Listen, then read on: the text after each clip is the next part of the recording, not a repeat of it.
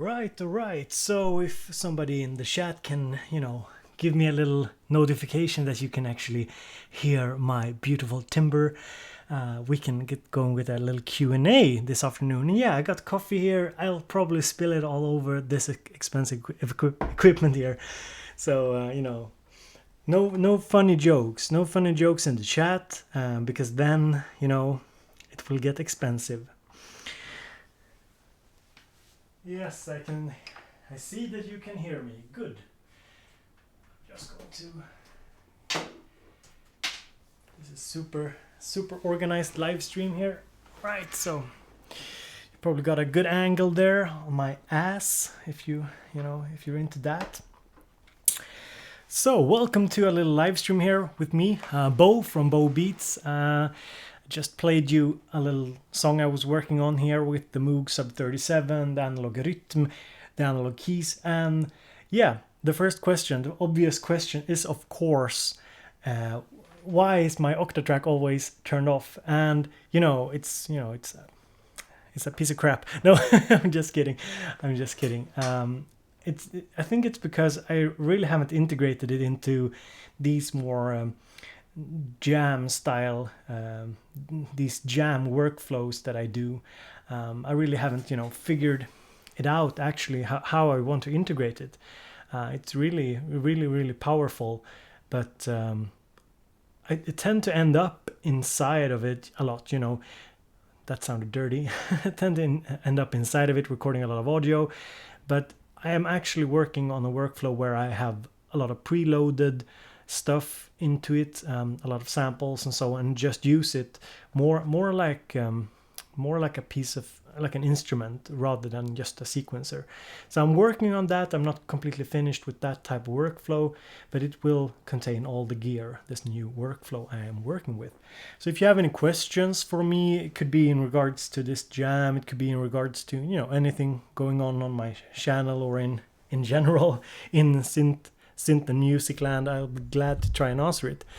I hope the audio is fine. I do have reoccurring issues with the audio when I live stream because for some reason when I live stream it picks up a lot of the noise that I have going around. I have a lot of ground noise from the poor electricity in this building. It's a very old building. So let's see here. Massmith says that the Octatrack will soon be replaced by Digitact. Lol. Yeah, it's not far from the truth when I think about it. Some of the things I'm doing with the Octatrack, the Digitact might, be a suitable replacement for that. I can't really say for now. It's kind of hard to tell. As you all know, the information on the Digitact is kind of sparse. So it'll be hard to say exactly how much it can replace the Octatrack. But definitely some things I think the Digitact will be more suitable in my kind of jam workflow. Okay, so Ludovic Colette, I'm probably butchering the name here, asks, when will you receive the Digitact? So they are saying sometime May, but can't be sure. I did ask Elektron to send it to me, to try and send it to me as early as possible so I could cover it for you guys. And they were positive. I didn't get any promises. That's the nature of things, really. I don't think they themselves really know exactly when they will start shipping. I've heard that they're still working on stuff. So yeah, we'll see. Sometime May, I guess.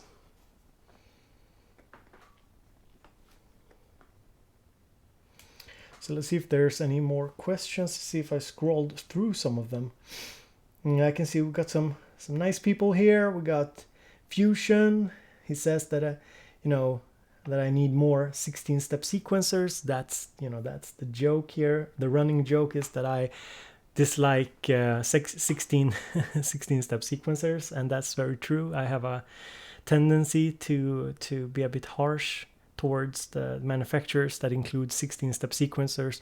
2017, I think that we've come a long way since the age of 16 steps, and I think that either a sequencer should be 16 steps with some kind of in-depth control like you have on the analog rhythm and the Elektron stuff, or it should have the possibility to at least chain 16-step sequences together. You can do it manual on the Volcas, for example. I think that's decent. So I think I want to see some progression when it comes to sequencers. Let's see here.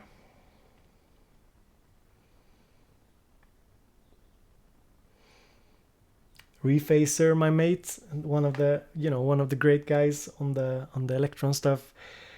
He was quick to point out that the Octatrack was sitting there turned off. I'm sorry to hurt your feelings. That's really good coffee. So let's see here.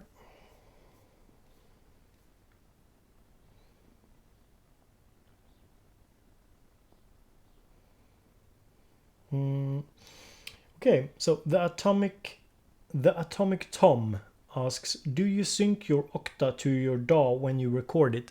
No, I don't sync it. I haven't really developed a full workflow with the octa here together with the DAW. I mainly record stems, so I set my project inside of Cubase or inside of Machine to the BPM of the octa and just record, and then I cut it up into the pieces that I want. That's as far as I've gotten when it comes to a workflow with the Octatrack and a DAW. I have thought about it. I know there's a lot of people that that has they use multiple outputs on the octa and so on. I think I have to work with it a lot more in order to find something that I like. At the moment, I think I use the hardware a lot, like a creative stepping stone in order to get my creativity to get a groove going. And sometimes I record it as a full mix, just stereo in the computer, maybe for a video, or I record parts, individual, like stereo, like the drums, the synths, and so on, and then I cut it together inside of the computer.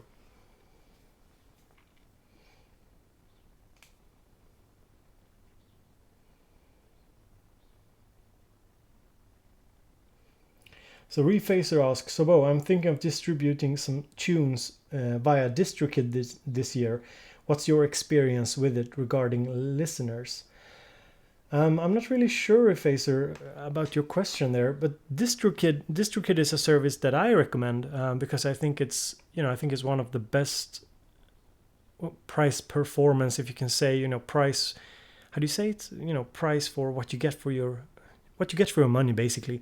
I think it's a really good service. When I chose, I released my stuff via DistroKid, and when I chose it, I looked through the alternatives and I read a lot about it, and I came to the conclusion that DistroKid was the best for me. But there, can be a different story depending on how you release your tracks, how many, and so on. DistroKid is good because you don't pay for individual releases. Some other services you pay for an individual release and so on. In DistroKid you just pay a yearly fee, and that's that.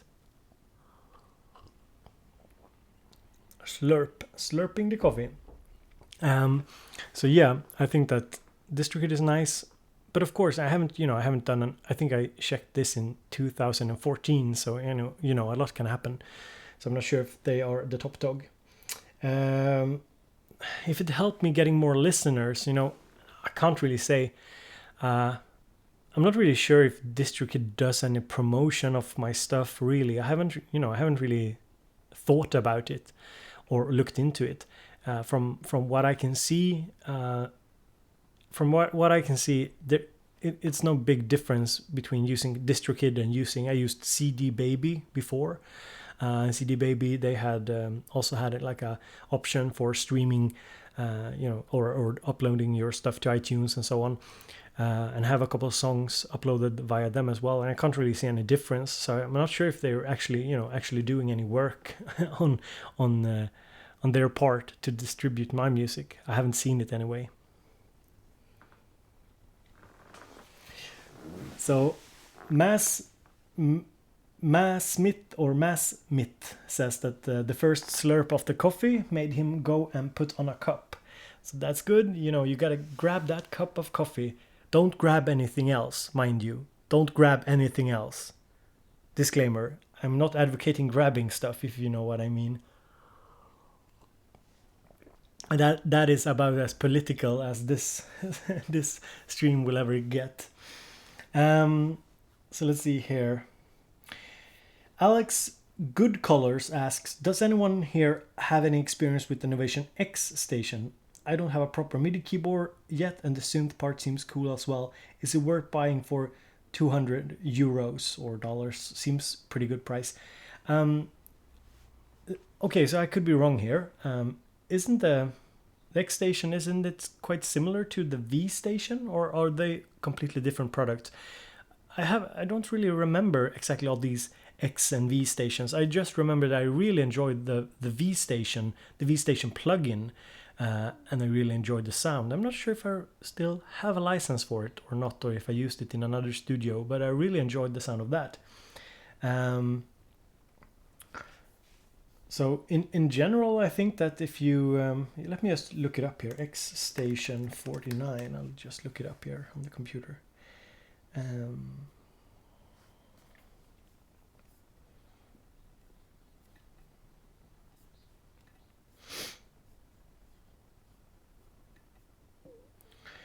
Let's see here. So yeah, okay. So this is the X Station. Yeah. From what I know, it's a pretty decent synthesizer. I think that it's often overlooked when you're looking for a MIDI keyboard or MIDI controller. It's often overlooked that it's often a very good purchase to get something integrated, something with a synth part, as well as the possibility to send CC with the knobs and so on. I think my first MIDI keyboard was the Yamaha DX100. So it didn't, you couldn't really use it to control a lot of things on a computer, but it worked really nicely as a MIDI keyboard. And I thought that was, I got some sounds with it as well, of course, with the DX engine. So I think often that's something that's overlooked. We tend to look at MIDI controllers and we look at synthesizers, and then there's the products in between, that are in a price range where you get both a MIDI controller and a synthesizer. So I think I can't really say anything about it. I just know that the V station had a really nice sound, the plugin. So it looks kind of nice though. I'm looking at it here on the Sound on Sound review. They have the Novation X Station 25 review. Looking at it, looks pretty cool. And it does look like it, from what I can read here about the X Station, and I assume the same goes for the 49 version, is that it has a pretty good layout for using it as a MIDI controller. That's what I'm reading here anyway. So probably not a bad buy. So let's see here.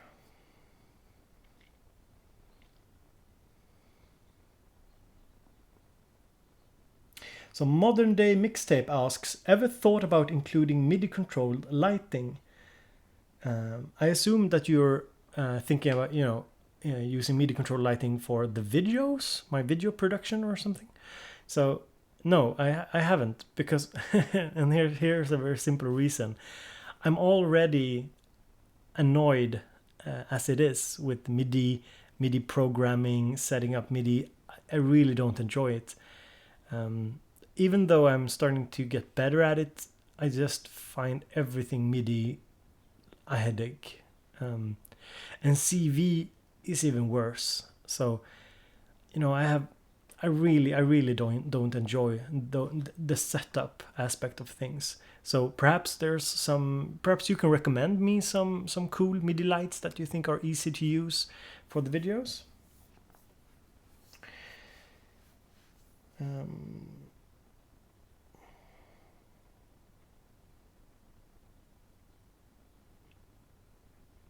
So Refacer asks, when are you going to visit Elektron and film it? It's like your neighborhood, right? Perhaps steal some info regarding innovative future products while you're at it. So I've actually reached out to Elektron, asking them if I could come and visit, because I live in the neighborhood or in the neighborhood. I mean, with international standards, my town is like a suburb to Gothenburg, but in Sweden, you know, it's worlds apart according to some. But it's like an hour and 15 minutes by train, so it's really close. So I haven't gotten a reply yet. I think they're really busy at the moment with the Digitact release. So, you know, I asked them if I could come and check the Digitact early and so on. But, you know, looking at now and the release of the Digitact is so soon, it probably won't happen. But I'd love to do it in the future and go up there and you know, ask them stupid questions, because I'm so untechnical when it comes to gear. So I will probably just, you know, I just have to go with it. You know, I have to ask all the silly questions like why doesn't the analog keys send MIDI on the individual tracks, for example? Why can't you use it as a sequencer for external gear, but still you included a CV channel? Those kind of stupid questions. I think I have to ask those. So the Atomic Tom asks, do you have any tips for selling gear? Not really. I don't sell a lot of gear, and I really dislike the whole process of selling stuff used. It's really something I have a problem with. I guess if I'm going to give some kind of advice on it, I would say don't sell yourself too short. Don't put things up at a very low price. You know, look at the market. Look what people are selling for. Don't be afraid to let it take a while, because synthesizers are often products, you know, that can sit a while on a selling forum or, you know, eBay or something, and suddenly there's somebody wanting it for the asking price. In Sweden, things, you know, used things go for an insane amount compared. You don't really make, it's hard to make a really good deal on some products. Say for example, I got this for 1,300 euros, and I think when I got this for 1,300 euros from a store, the lowest price I could find on the Swedish sites were like 1,200 euros. So €100 difference for a used Sub 37 and a brand new one. So that's one reason, because I think it's hard in Sweden to find a really good deal. I bought my Machine Studio for 50% of the price, and the guy who owned it, he was I think it was working for SAE or SEA, I can't remember. You know, I think that it's an academy, it's a music academy. I think it's an international music academy. So I thought he was a really trustworthy source. So. And also my problem when I sell stuff is that I just want to get it over with. So I often end up selling things cheaper than I should, or, you know, people start to bargain with me and I can't, you know, I feel like I have to be nice. I'm just not a really good businessman. That's for sure. I'm not the kind of guy you should listen to for financial advice. I mean, that's been cleared up many times before, right?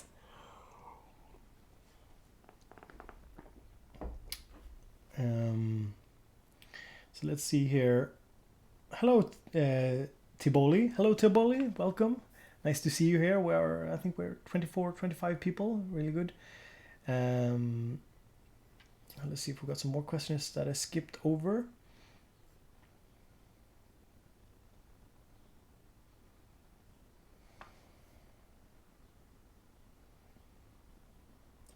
So let's see here. Oh, Michael Blauber. Are you German, Michael? Michael Blauber. Sorry, I'm butchering names today like crazy. But you guys, you can comment down on the videos and give me hell for all my mispronunciations of synthesizers and so on. Michael asks, did you get the key step already? No, I haven't gotten it. It's on the way. I'm not really sure where it is at the moment. I got a UPS notification, so it's coming. It's actually a review unit that Arturia sent me to check it out. I had actually been nagging a little bit, asking them to provide me with one, because I think it's probably one of the best controllers that you can get for the money, and especially for the circuit, because it adds a lot of flexibility for playing live with an arpeggiator. Because an arpeggiator on the circuit, that's the one thing I'm really missing in terms of on the fly hands-on creativity. So I think the Keystep is an amazing product that will go really well with the circuit. So I reached out and of course it takes time to set these things in motion, but they were kind enough to offer me one and to send me one. So I'm going to check that out more and more. And I asked around a little bit on the Circuit Owners Forum as well for user experiences, because I know there's a lot of people that are already using it. So I think that will be a lot of fun. I also think I'll be getting a Mother 32 from Moog, and I think the Keystep and the Moog will be a really good, nice pair to put together and use. Even though the Moog does got its own sequencer, I think something like the Keystep could be really fun to use with it as well. Hello, Timothy William. Nice to see you here. Very nice indeed.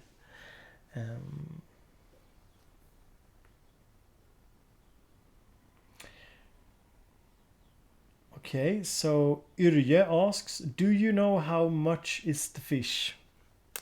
No, I do not know how much the fish is. So let's see here. Massmith asks, have you ever tried Ableton or other DAWs that lend well to live sequencing jamming with hardware? Yeah, I'm trying out Ableton at the moment. I got the light license. That was a new mispronunciation. It's like lice on the license. But I got the light license, and I'm trying it out. Can't really tell for sure if it's my cup of tea at the moment, but I'm trying to get into it.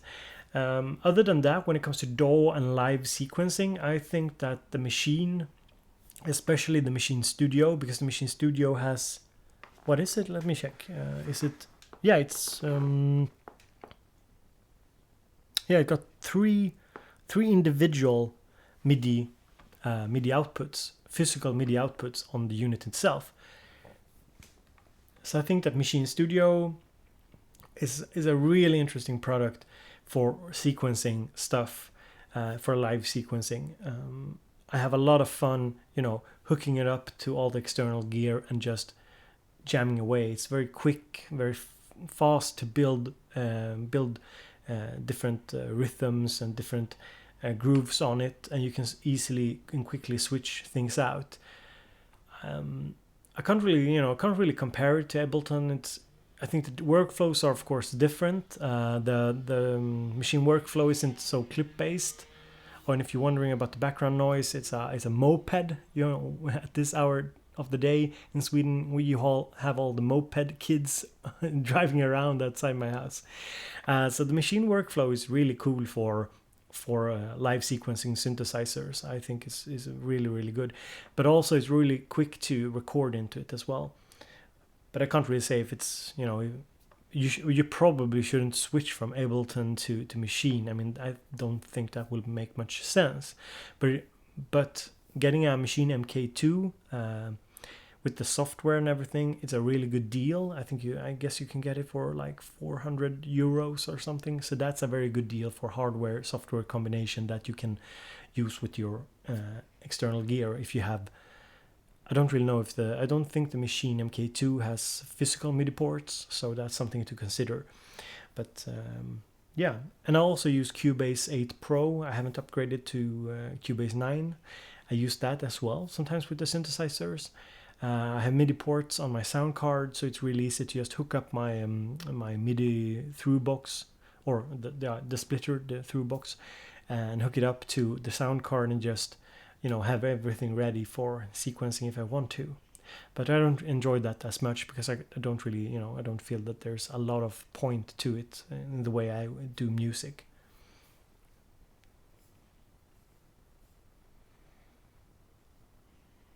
And yeah, I have also looked at videos on Bitwig 2.0 as well. I know Fusion in the chat said that he uses it and it looks really nice. I actually reached out to Bitwig and asked if they would provide me with a license to check it out in order to see if it's something I could, you know, do a video on or something for you guys. They haven't gotten back to me. Usually, you know, companies are really good at responding. Some companies are apparently not. It's not something I would, you know, I would put my own money towards because I already have Cubase, I have Logic, I have Machine, I have the Octatrack, I have the circuit, so I feel like my sequencing needs are met. But I would love to, you know, to explore Bitwig and even I think it's called Studio One as well, just to see if, you know, I can make a review on it or you know, do a little, you know, a little overview video for you guys.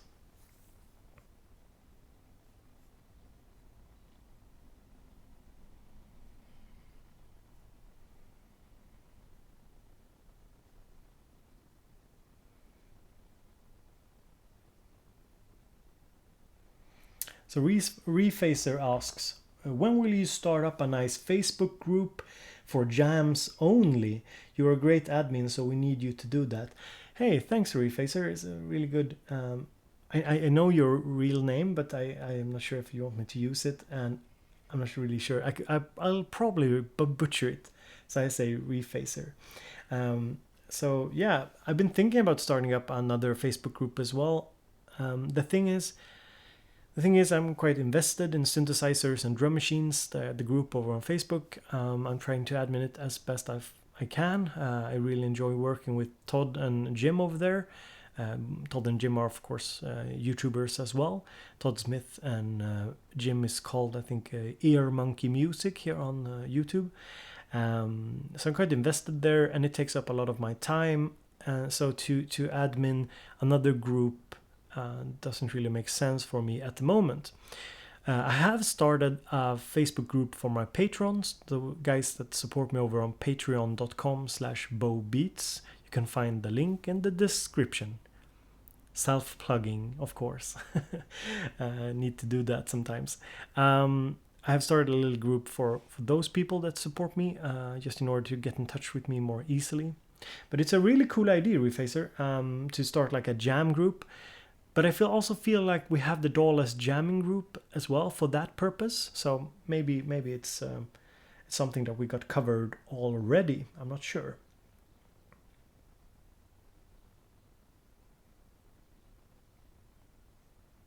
Yrje Puska says, "How Much Is the Fish" is a horrible song from Scooter back from the days. Yeah, now I remember. Or is it really named How Much Is the Fish? Is that true? Scooter was one of the bands that I listened to. Yeah, don't hate me for it. You know, they were hip back then. I did listen to them a bit. I thought it rang a bell somewhere in the side of my head. But I'm really crap at band names and song names. I can't really put them. I never remembered them. Let's see here.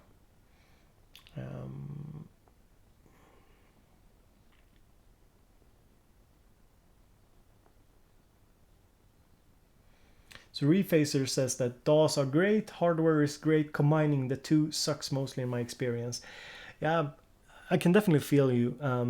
Going, you know, in between hardware and software can sometimes be, you know, very problematic. But that's still why I love Machine, because Machine is a hardware interface. That's what it is. The software is there to work with the hardware. It's not the other way around. It's not like you have a DAW and then you can connect hardware to it. It doesn't work like that. You know, working with the software alone without the controller, it's a horrible experience. And that's why I love it so much. You see people using Ableton without a controller, and you know, that tells me that it's more a traditional DAW in that sense. But the Machine experience is really, you know, the Machine hardware and the software is so tightly connected. I really enjoy it. I think it's one of the best experiences I had for a long time, you know, getting into that workflow. But but I do agree that, you know, often when I do hardware jams, I stick with the hardware and then I, you know, take it into a DAW or at a later point.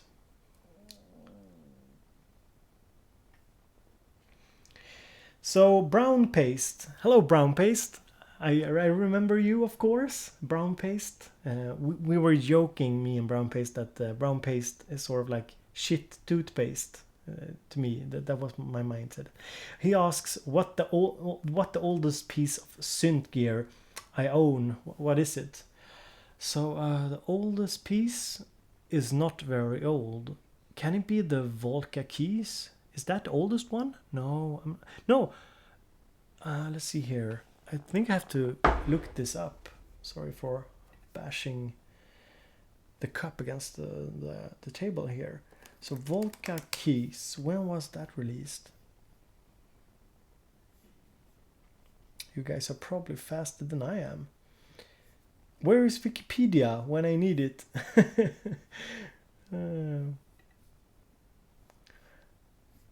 So it's either Volca keys or the Octatrack. I think those are the oldest pieces of equipment I have. I don't have much old equipment. There's a story behind it. I'll get to the story behind it soon. I'm just going to check here. When did the Volca keys release? I can't find it. My Googling skills are too bad. Let's see if the chat has the chat got me covered, perhaps. All right, bye Ludovic. Good having you here, sir. Okay, so definitely I think the oldest pieces of gear I have are either the Octatrack or my Korg Volca keys. I think those are the oldest ones. If we only consider synths. And the story behind me only owning more contemporary or newer pieces of equipment has to do with the fact that I sold a lot of my old equipment around 2007, I think, or something, 2006. So I sold my Yamaha RM1X, my DX100, my Roland D50. What else did I have? Yeah, I had some other stuff. Yeah, I had some Korg synthesizer. Can't remember which. The Korg Micro X, I think the name was. It was pretty cool. I think it had 60 parts multi-timbral, so you could use it to sequence a whole song on it. Really cool. I don't think it had a sequencer inbuilt, but you could use it to use it connected with a DAW. It had a software editor as well. It was pretty cool, but it was before its time, and of course it wasn't very stable and so on. So I sold a lot of those stuff. And then there's another reason as well why I have mostly newer gear, and it's because I'm mostly interested in newer gear. That's it. It's not really like an ideological statement. It's more that I'm more interested in stuff that I haven't seen thousands of people do stuff on. Of course, somebody can probably point out that these pieces of equipment I have are, of course, well covered and well understood, but I still think that something like a synthesizer from 2000 or even earlier than that is probably more understood and has more of a culture around it. But with the Elektron stuff and even this Moog here, I think we are still contributing to creating its legacy. We're not just living in the shadow of it, if that makes any sense. So I think that's something, I talk about that in my Digitact video as well. So let's see here. Tomek asks, do you plan to play live gigs in a club? Are there any places in Sweden you can play live gigs with electronic music?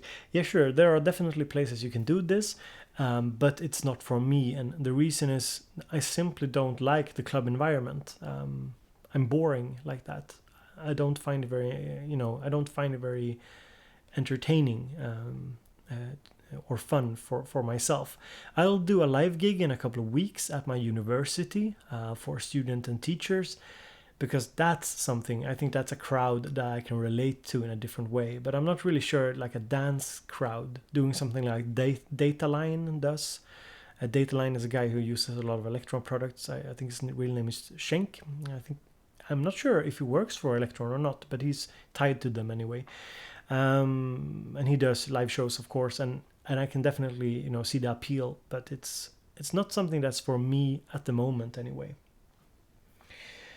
But I'm playing live. I'll be playing live more. I hope to do more live stuff as well this summer. I'll probably do more stuff that are playing live and educating.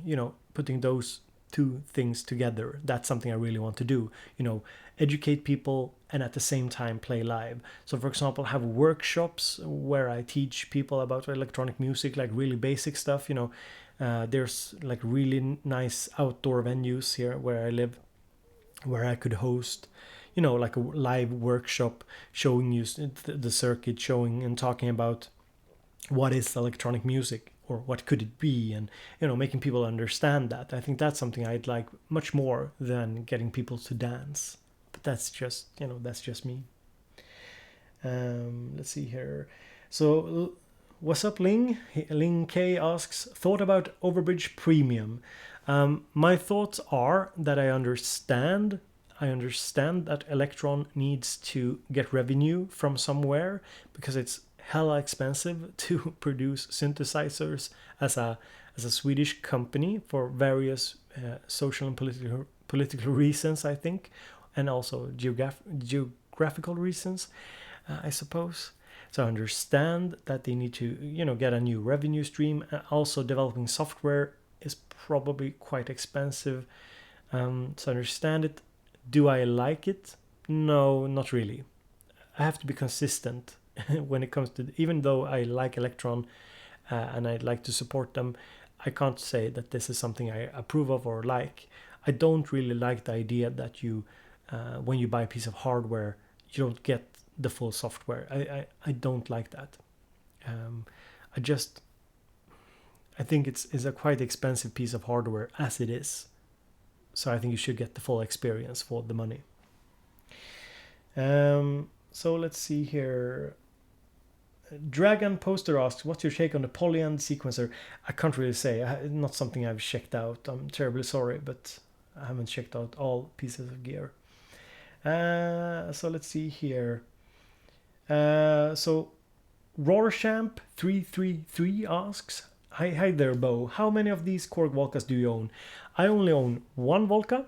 I'm a proud owner of the Volca keys. But seeing as it doesn't really get that much love in my studio, I probably won't be buying more Volcas anytime soon. And it's not because they are bad, it's just because I have too much gear, as you can see already. So I have to focus on the stuff that I got. But I do think they were a lot of fun. I had a lot of fun with the Volca keys when I used it more. I'll probably use it a lot more in the future as well. I have some plans for like mobile setups and so on, but I still have a lot of stuff that I need to focus on.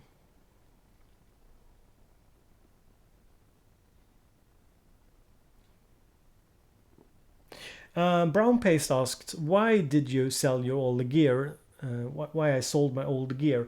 I sold my old gear because I had a period where I worked really intensely with music, and then I had a period when I cut back on that and wanted to focus on other things in my life for a couple of years. So I didn't really feel the need to have all that hardware that I had lying around.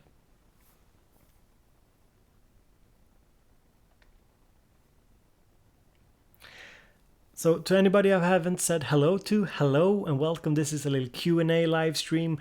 I did a jam here on my gear in the start. If you haven't seen the jam, you could always go back and watch the VOD when it comes up on the channel.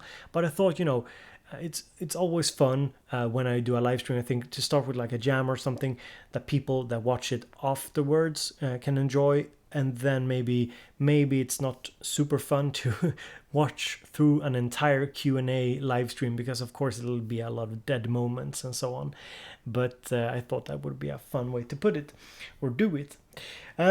So let's see here. Steven asks, Steven says that he doesn't think there's any particular virtue to working only with hardware or software. I don't think so either. I think that we shouldn't, mix being creative with morality. I think often we tend to look at these things like moral questions, like this is the right thing and this is the bad thing or the wrong thing to do. And I think that's something we as a community have to get away from. And then we often end up, using technical reasons why something is better or worse. Like this has DCOs or this has VCOs and therefore it's better. When you're actually you're making like this naturalistic thinking error, because if it has a VCO or DCO, it doesn't have anything to do with the question whether or not it's good, because good is a moral question. Essentially, it's a moral question. It's about your morality, and so it's kind of, you mix different types of statements, like a technical statement and a moral statement, and they don't really mix well. So let's see here if we can find any more. Let's see here. Tyler Allen Johnson asks, do you practice? I'm not really sure what practice means, but I do practice music a lot. Like this jam I did earlier today, I think I did it like 5 or 6 times before I actually, started the live stream, just to get a feel for what I wanted to do with it. Of course, it being live, I usually throw the preparations out as soon as the live stream starts, but I do practice a lot. I do try to, especially when there's stuff like the rhythm and the circuit stuff and the octatrack stuff that I can really really play, really do something with. You can of course play the keyboards as well, but I'm not a keyboardist, so it's harder to practice on them. So let's see here. Michael said, you said in one of your vids that you are a little bit neurotic to take your stuff outside on the road. I get a little neurotic seeing your coffee near the Moog. Yeah, I know.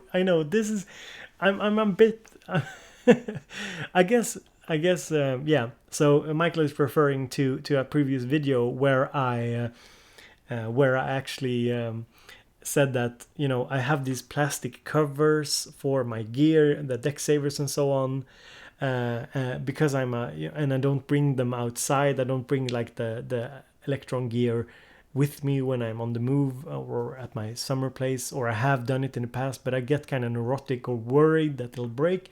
And and at the same time I'm drinking coffee in my studio. I think what we are dealing with here is simply the fact that when I drink coffee in my studio, I have 100% of the responsibility and 100% of the control. I would never bring like coffee into the studio when my child is home, because then suddenly, you have the element of surprise. She walks in, she turns something over. But when I'm alone, I feel like, okay, so I could break something. I normally don't sit like this. This is more for the live stream in order to get you guys anxious, holding my cup over the Moog and so on. It's just a bit of fun. But normally I never put it on this table here. I always put it on the table I have in the back here, the standing desk that the height adjustable one. So normally I keep it away from my gear. But I feel like I have more control when it's, when it's in my own studio, it's my own coffee and nobody's home. But of course, if I, when I'm away, if I go on like on a vacation, and if my girlfriend drives, I'm not sure like, will she, when she goes over like a road bump, does she consider that we have like 30 or 300, I can't say it, 3,000 euros of equipment in the back? Does she consider that? So that's like an unknown factor. So I think that's my reasoning for for being neurotic.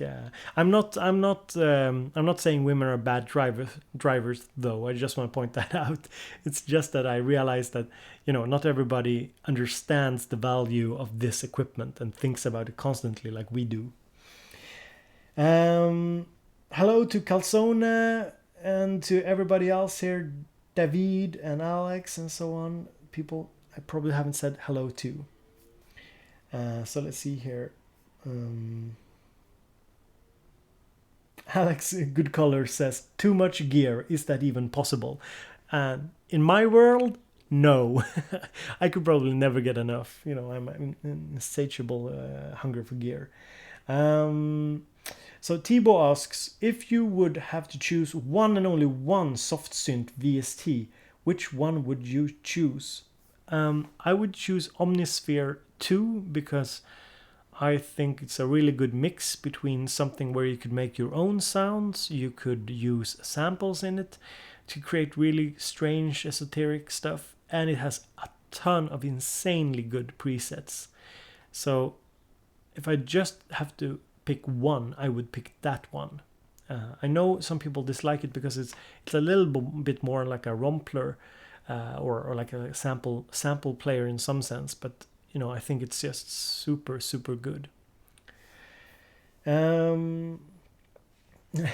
Thibaut says, Coffee by the Moog. Awesome song title. Yeah, I could probably do a song about that. So let's see here.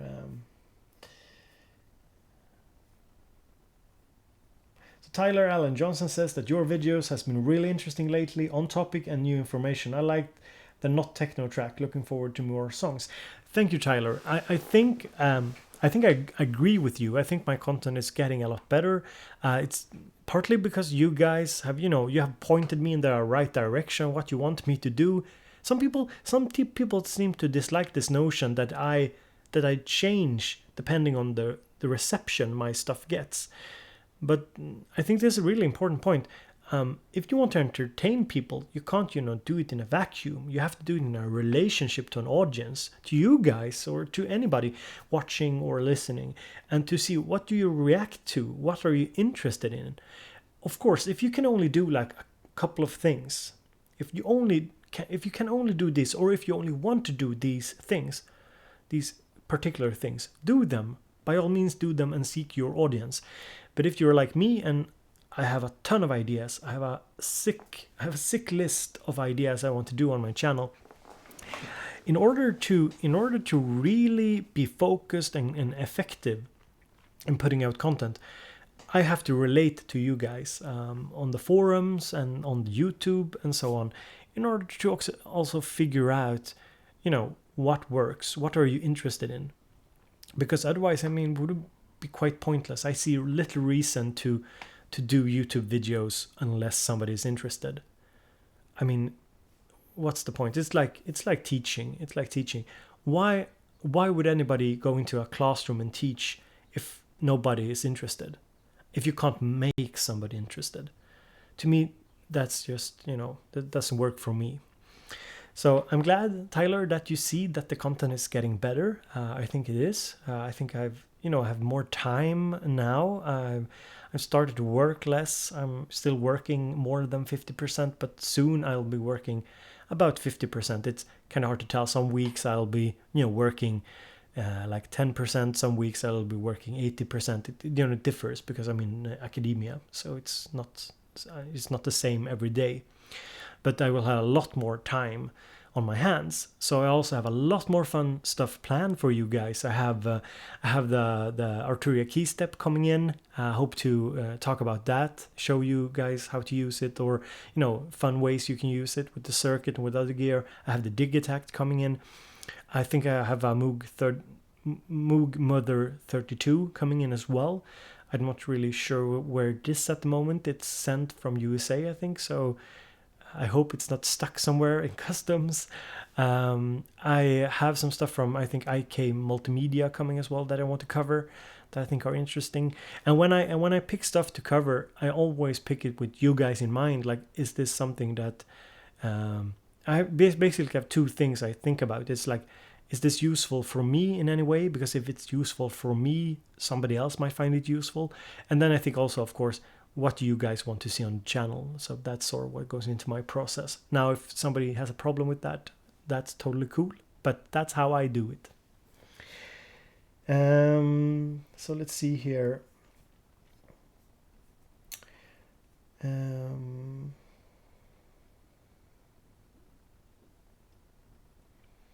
So Massmith asks, do you work at all with mixed meter and odd timing? I come from a background of prog and EDM, so IDM, so they interest me a lot. So I have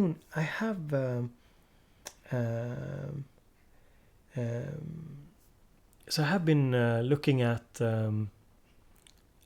using different time signatures and odd time signatures and so on. It's not something I'm inherently good at. You know, I'm not really that good at rhythms and so on. But I'm getting more and more into it. I'm mainly using the circuit to experiment with odd time signatures, but it's really not something I will be covering because I'm such a novice on the area. So it's hard for me to say something. So Tyler Allen Johnson says that, hey, just because no one watches doesn't mean it's not important. Yeah, I fully agree with you. Definitely. The size of your audience, or if you even have an audience, doesn't determine the value of anything you create. I don't think value is determined by the amount of people that do something. I think that there's a lot of great art that most people buy, that that have a lot of inherent value.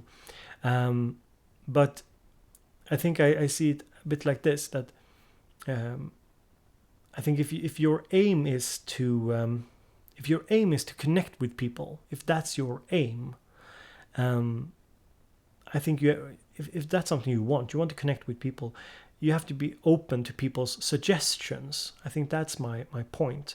So if I'm a teacher, if I teach, I want to connect with my students, because that's sort of fundamental to actually being able to teach something. Without the connection, everything's harder. Without a connection, you don't really know what the students need to know. And I see YouTube in sort of the same fashion, that it's one part, it's me doing my thing, delivering something that I have inside of me to you guys.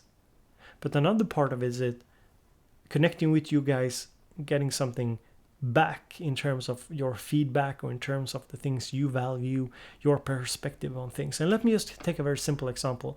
The jam that you said you like, Tyler, the not techno jam that I did, that's a product that came to fruition because I felt connected to the comments you guys were leaving me. I didn't do it because you guys told me to, but because I felt there was like a connection. Like, a lot of people started to ask me, okay, Bo, you do some cool stuff. Could you perhaps do some more techno-oriented or dance-oriented music as well? I think some knew that I came from that background as well. I've done a lot of Eurodance and so on. So I felt there was this connection, that people were seeing something in the work that I did and wanted me to try and discover or explore it in a new direction. So that's why I've been doing like a couple of dance jams. I did the one with the Analog Drive and the Moog as well, that got a good reception. And so that's why I really like that, this like formative, explorative, evolving relationship that you have on YouTube with anybody watching. I really enjoy that. So it's not the amount of viewers per se that is interesting to me. It's more the quality of the interactions we're having. I think that's what drives me. And when I teach, sometimes I get offers like, can you come and do this? We will pay you a lot of money.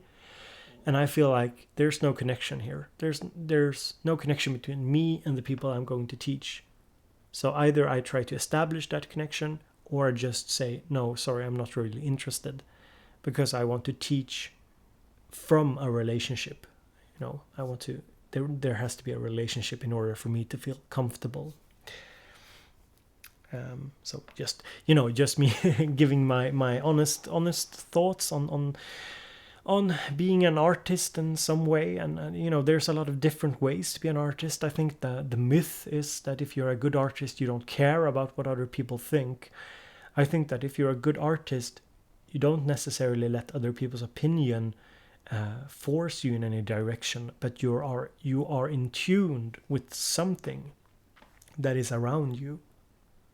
Even if you're like this artist that does very provocative work, like contemporary provocative work, you're probably in tune with, you know, the society around you in some way. That's why you can do the work you are doing.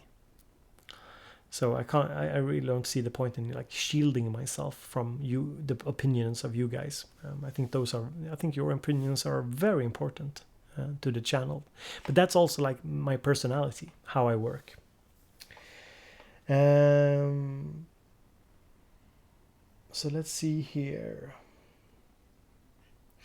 Okay, so John Mullins asks a very interesting question. Why hasn't the modular bug bitten you yet? Okay, so I think there's a really good reason why I haven't purchased anything modular yet. And that is because I am more spontaneous when it comes to purchasing gear. Like I don't think too much about what I want and when to buy it, and I don't plan. I just I go with my feelings, my gut feelings, like this is fun, I want this. I think the reason why I do that is because I have a job where I have to think so much about everything I do. So my music, my YouTube, you know, it's where I just, you know, I try to be more spontaneous and more use my intuition more and just, you know, go by feelings. I like tried the Moog in a store. I realized it's much more expensive than what I needed, but I really felt a connection, so I just bought it. Didn't really think too much about it, other than that I knew that it was a good purchase, but I really didn't, you know, think too much about it. I tried not to overthink my purchases. And here comes the thing with the modular. I realized intellectually that I can't just, you know, go and buy modular gear on a whim, because I will end up spending so much money on it, not getting to where I want. I need to be more planned, think it through a little bit more, so I don't spend unnecessary amounts of money into something that I might not use as much. And since I don't really like to sell gear in general, I don't really like to sell gear. I keep it for a very long time. Generally, generally I've kept stuff for like 5 to 10 years in the past. I don't really like to sell it that quickly. I think that if I ever go into modular, I have to have a good plan as to why and what's the objective here. So that's it.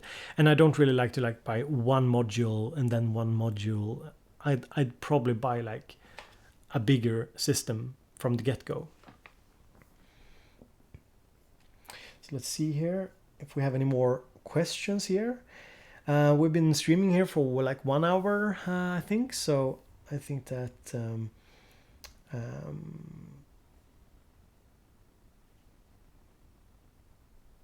I think that we are about to, you know, call it a day in a little while. So if you guys have any more questions for me, it could be in regards to my music, the YouTube, the future of the channel, you know, synthesizers in general, just feel free to leave a comment down in the section here. If you're watching this afterwards, you know, of course, use the comment section. Feel free to comment away if there's anything you've been thinking about that you wanted to ask.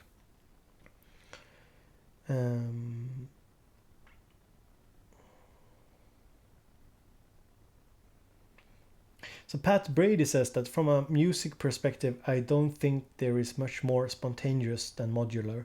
Yeah, I think you're right. I think modular is really interesting. I think I would enjoy modular a lot. I'm 100% certain that I will enjoy it. I'm just afraid to spend a lot of money since I'm not technical. No, I'm not technically minded when it comes to music gear. I'm not interested in reading specs and understanding stuff before I purchase it. I rather, you know, purchase and then explore and then understand what it does. You know, I'm more that kind of guy. When it comes to music, at least, I think it's because I have such a technical job. Sometimes I don't really like to bring that mindset into the studio. I think it destroys some of the fun. So I buy stuff, you know, I'm not always 100% certain I will how I will use it, but I think it looks fun. I think it looks, you know, appetizing. So I'm just afraid that if I go into modular with that kind of mindset, I will end up spending a lot of money on stuff and perhaps not even getting, you know, the results that I'm looking for. So that's just, you know, my take on it. There's no truth in that. It's just, you know, I think I'm holding back because I know it could get really expensive for me, because I'm a hoarder. I like to collect things. I like big studios, big systems. I have more gear than I need already. So I think I'm just holding off on it for now. So let's see if there's any questions that I've overlooked in the chat here. So Stephen Lebau asks, Stephen Lebeau. Not sure if anybody asked before, but I was curious. Who are your favorite band, artist, electronic or otherwise? So my favorite bands are, I really enjoy Moby. Moby was a huge source of inspiration when his album Play came out. So I didn't listen to him previously. I was quite young when Play came out. So that album influenced me a lot. There's a couple of Swedish rappers that were big influences back like around year 2000 or 99 or something, that influenced me quite a lot and how I made music, since I have a hip-hop background as well. Jean-Michel Jarre was a really big, or Jarre as you say here in Sweden, Jarre. So Jean-Michel was a really big source of inspiration for me as well. And then I'm probably really butchering the name here, but Nobuo Uematsu, who made the Nobuo. I'm butchering it so hard right now, but he made the soundtrack for Final Fantasy. I think Final Fantasy VII, the game, and that was also something that influenced me a lot. And game music in general. I was really into gaming before, and different types of game music was something I really enjoyed.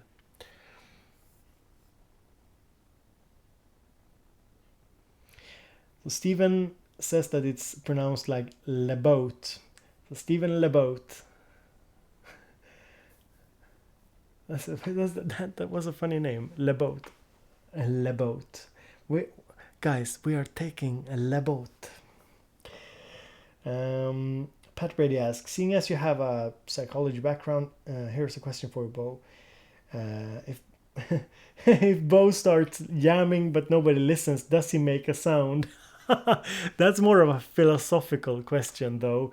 It's kind of those nonsense questions that I, as a psychology-oriented person, don't really care too much about. No, I'm just saying I'm more into like empirical questions, but that's a really cool philosophical question, really. No pocket. Matt Smith asks, no pocket operators with the love for game music. Yeah, I have a pocket operator 20, PO20. I have that one. I've done a couple of videos. If you check out my channel and check the list, I have a couple. You can check. There's a playlist, a PO20 playlist. That's the arcade one. The reason why I haven't got more is simply because, you know, I would love to have more pocket operators, but because I realize I won't integrate them into my bigger setup for different reasons, I feel like I'm holding off for now, just not to have too much stuff. You know, can be quite stressful to have too much stuff laying around. So Pat Brady asks, what happened to the Low Pass podcast every 2 weeks? So it's not cancelled. It's just that we went through a period where all of us had such a big strain on our backs, so many things were going on, that we just said, like, these podcasts are supposed to be fun, lighthearted. We shouldn't do them if we feel tired or exhausted from our private or professional life. So we just held off. And I think the first time was me, because I felt I had been working like until 8 o'clock in the evening, and when we go live around 9. So I just said, I can't do it. I need a break. And then the week after that, Jacob was away doing some stuff. He was having lectures about iOS music production. Yeah, Jacob Hack from Hack Attack. So so that, you know, postponed it. And I know that Andreas from Accurate Beats, he's also going through some stuff in his professional life, some good stuff definitely, but you know, big changes. It's not something he's public with, so you know, he has to explain that. But he's he's doing some changes, good changes, and of course that takes time and focus away from the podcast. And I also think that we're looking into exactly how we want to develop it. I think we started out as a fun thing. I really think that we will be continuing it in some fashion. I'm just not really sure how often, because it's not always easy to feel motivated every single other week.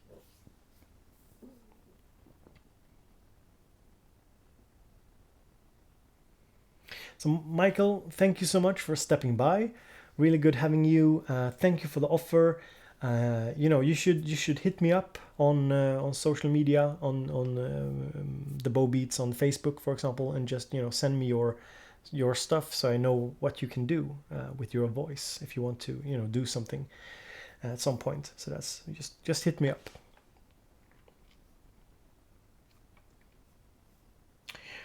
All right, so I think, guys, that I think this probably does it. I think we have been live here for almost 1.5 hours, so I'm thinking I will call this live stream a quit for now. I'm real thankful for everybody who stepped by. We've been having like 30 plus viewers at different points. That's really cool. I don't really know what's the best time for people in different time zones, so I'm generally just live streaming whenever it's suitable for me. But if you have suggestions, you can always hit me up on Facebook, Bow Beats on Facebook, on Twitter at Bow Beats Music, or on on the YouTube channel, and just leave a comment on this video, for example, when it's up, if there's any suggestions for times on the day that works best for you guys when it comes to live streaming and so on. So I have to thank you so much for sticking by. Really good having you here. Very thankful. If you want to, you can check out patreon.com/bowbeats if that's something that you want to check out and support me at. I also have a couple of links down in the description from Loopmasters and Plugin Boutique if you want to buy stuff from them. I don't really have any products that I promote. I just have affiliate links. So if you want to support me, you can use those. So really cool that so many step by, and I hope to see you in future live streams here on Bow Beats. I'll be trying to live stream on Facebook as well sometimes, but YouTube is my focus. So thank you so much for stepping by. I'll leave you now with a little bit of music running in the background, and I thank you so much for watching. So this was Bo from Bow Beats, and I'm signing out.